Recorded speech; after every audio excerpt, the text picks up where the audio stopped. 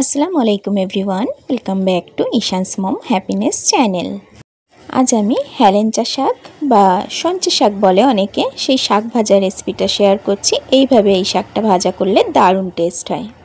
শাকগুলো পরিষ্কার করে কেটে ফ্রিজের মধ্যে রাখা ছিল, সেটাই বার করে নিলাম। আর একটা আলুকে এইভাবে সরু সরু করে কেটে নিয়েছি, একটা পেঁয়াজও কেটে নিয়েছি, আর কয়েকটা কাঁচা পাকা লঙ্কা নিয়েছি।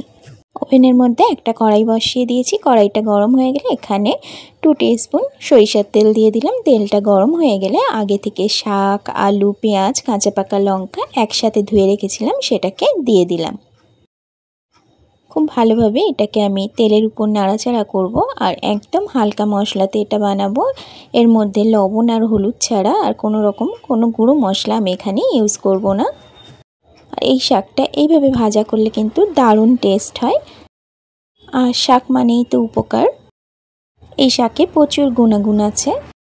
শাকের পরিমাণ বুঝে লবণ আর হলুদটা দিয়ে দিচ্ছি। অল্প একটু লবণ আর অল্প একটু হলুদ গুঁড়ো দিয়ে দিলাম। পরিমাণটা তো আপনারা দেখেই বুঝতে পারছেন। শাকে আমি সবসময় লবণটা একটু কম দিই। শাকের মধ্যে লবণ হয়ে গেলে একদমই খেতে ভালো লাগে না। লবণ হলুদ দিয়ে খুব ভালোভাবে মিশিয়ে নিয়ে এটাকে আমি ঢাকা দিয়ে রান্না করব 5 মিনিট। একদম লো ফ্লেমে দিয়ে রাখবো। যতক্ষণে শাক আর আলুটা সিদ্ধ হচ্ছে, এখানে আমি কয়েকটা কোয়া রসুন ছাড়িয়ে নিয়ে একটু থেতো করে নেব। খুব ভালোভাবে ধুয়ে নিয়েছি রসুনগুলোকে ছাড়িয়ে। আর এরপর আমি এটাকে একটু থেতো করে নিয়েছি। 5 মিনিট পর ঢাকাটা ওপেন করছি। 5 মিনিটে শাক আর আলু খুব সুন্দরভাবে সিদ্ধ হয়ে গেছে। আমি একটুখানি এইভাবে নাড়াচাড়া করে নেব আর একটু চেক করে নেব আলুটা খুব ভালোভাবে সিদ্ধ হয়েছে নাকি। এই শাক ভাজিটা গরম ভাতে খেতে যেরকম ভালো লাগে, রুটি পরোটার সাথে খেতেও কিন্তু ভীষণ ভালো লাগে। তো আমি একটু দেখে নিলাম আলুগুলো খুব ভালোভাবে সিদ্ধ হয়ে গেছে। এরপর আমি শাকগুলোকে একটু সাইড করে মাঝখানটাতে একটু জায়গা করে নেব। এই যে মাঝখানটা একটু জায়গা করে নিলাম। এখানে আমি 1 টিস্পুন মতো আবারও একটু সরিষার তেল দিয়ে দেব। 1 টিস্পুন তেল দিয়ে আগে থেকে যে রসুনগুলোকে থেতো করে রেখেছিলাম, সেই রসুনগুলোকে আমি এর মধ্যে দিয়ে দিলাম। তেলের উপর রসুনগুলোকে একটু হালকা ব্রাউন করে ভেজে নেব। গ্যাসের ফ্লেমটা এখন আমি হাই ফ্লেমে করে দিয়েছি। আর রসুনগুলো একটু ভাজা ভাজা হয়ে গেছে। এরপর রসুনগুলোকে সমস্ত শাকের সঙ্গে খুব ভালোভাবে মিশিয়ে নেব। এরপর হাই ফ্লেমে 1 থেকে 2 মিনিট সবগুলোকে এইভাবে একটু ভাজা ভাজা করে নেব। এই তো শাক ভাজাটা একদম কমপ্লিট হয়ে গেছে। গরম ভাতের সাথে এইরকম একটা শাক ভাজা থাকলে আর কিচ্ছু লাগবে না, আমার মতো যারা শাক খেতে ভালোবাসেন। গ্যাসের ফ্লেম অফ করে দিয়েছি। শাক ভাজিটা একদম কমপ্লিট হয়ে গেছে।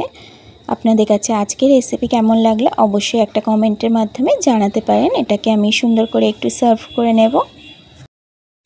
আর এরকম ধরনের সহজ সাধারণ রেসিপিগুলো দেখার জন্য আমার চ্যানেলটাকে সাবস্ক্রাইব করে রেখে পাশে থাকা বেল আইকনটা প্রেস করে রাখতে পারেন। এতে করে যখনই ভিডিও আপলোড করব আপনার কাছে সাথে সাথে নোটিফিকেশান পৌঁছে যাবে। যারা অলরেডি কাজটা করে রেখেছেন তাদেরকে থ্যাংক ইউ সো মাচ। শাক ভাজি তো অনেকে অনেক রকমভাবেই করে থাকেন। এইভাবে একদম কম তেল মশলায় একদিন বানিয়ে দেখবেন, অসাধারণ টেস্ট হয়। এই তো একটা প্লেটের মধ্যে একটু সুন্দর করে সার্ভ করে নিচ্ছি। আজকের মতো ভিডিও এটুকু। আবারও দেখা হবে নতুন কোনো ভিডিওতে নতুন কোনো রেসিপির সাথে। আমার চ্যানেলে আরও অনেক রকম শাকের রেসিপি দেওয়া আছে, আপনারা দেখতে চাইলে আমার চ্যানেলটাকে ভিজিট করতে পারেন। সবাই খুব ভালো থাকবেন, কাছের মানুষগুলোকে ভালো রাখবেন। আমার জন্য দোয়া করবেন, আমিও আপনাদের জন্য অনেক অনেক দোয়া করব।